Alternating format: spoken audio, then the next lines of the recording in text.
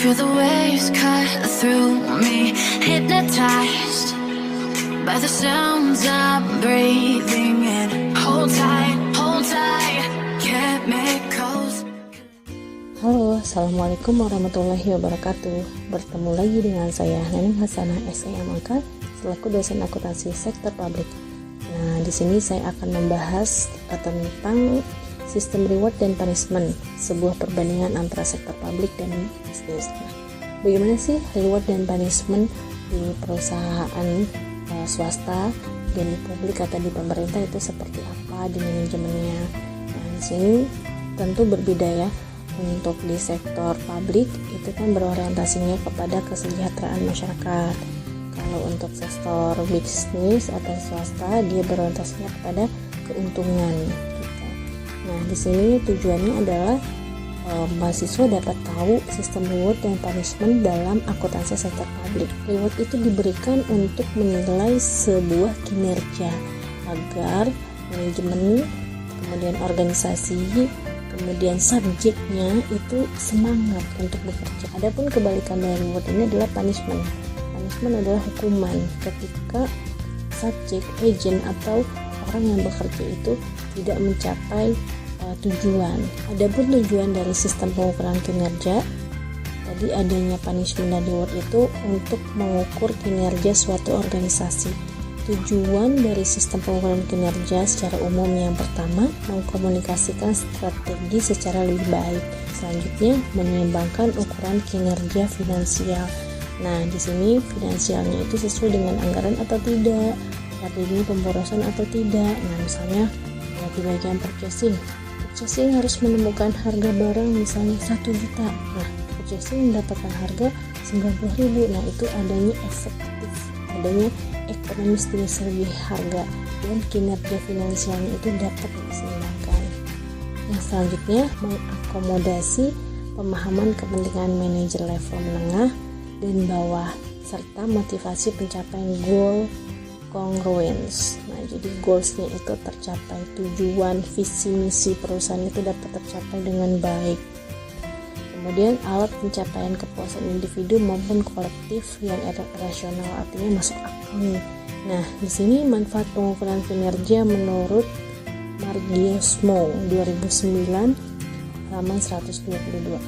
Nah, di sini ada teori penguatan. Nah, teori penguatan ada 4 konsekuensi tindakan sebagai berikut. Yang pertama, positive reinforcement. Di sini maksudnya adalah memperkuat perilaku, di mana dilakukan dengan menimbulkan konsekuensi yang disukai pelaku. Misalnya, setelah beberapa kali seorang karyawan tiba di tempat kerja tepat waktu, gajinya akan langsung dinaikkan, jabatannya dinaikkan, dikasih fasilitas mobil, dikasih tempat tinggal. Nah, itu luar biasa. Selanjutnya, negative reinforcement. Di sini maksudnya adalah memperkuat perilaku dengan cara menarik atau menghilangkan sesuatu yang sifatnya tidak nyaman bagi perilaku. Yang ketiga, hukuman atau punishment. Nah, di sini hukuman itu melemahkan perilaku tertentu, di mana dilakukan dengan memberikan konsekuensi yang tidak enak. Yang keempat, existential. Nah, di sini bersifat melemahkan perilaku tertentu, di mana dilakukan dengan cara mengabaikan tindakan pelaku sehingga dia tidak mengulanginya lagi. Teori keagenan. Teori keagenan mengasumsikan bahwa semua individu bertindak atas kepentingan mereka sendiri, sehingga menimbulkan konflik kepentingan antara prinsipal dan agent. Itu. Selanjutnya adalah konsep dan aplikasi sistem reward dan punishment di sektor publik. Nah, reward dan punishment merupakan salah satu sistem kompensasi dan insentif yang baik untuk memotivasi agent atau memotivasi subjek, organisasi, pekerja agar bekerja dengan kepentingan atas prinsipal. Prinsipal itu bekerja atas atasannya. Yang pertama, agen adalah rasional. Yang kedua, pemotivasian oleh prinsipal kepada agent dilakukan agar agent mengeluarkan effort yang besar dengan cara memberi reward pada agent. Yang ketiga, reward yang diterima agent tergantung pada output yang dihasilkan dan output tersebut tergantung pada jumlah usaha yang dikeluarkan. Yang keempat, agent memiliki target. Selanjutnya, perbandingan organisasi sektor publik dengan bisnis. Beberapa perbedaan organisasi sektor publik dengan bisnis. Yang pertama dari tujuan, sudah pasti ya. Tujuannya itu kalau sektor publik dia untuk mensejahterakan masyarakat. Tapi kalau untuk swasta, dia itu berorientasi pada keuntungan. Nah, kemudian yang selanjutnya sifat output yang dihasilkan. Nah, kalau sektor publik itu tidak berwujud barang atau produk fisik, tetapi berupa pelayanan. Kemudian sifat pelayanannya itu cenderung lebih kualitatif, intangible, dan indirect, sehingga sulit diukur. Kemudian perbedaan antara input dan output. Nah, dalam konsep aplikasi pertanggungjawaban, organisasi atau publik merupakan sebuah entitas yang harus diperlakukan sebagai pusat pertanggungjawaban.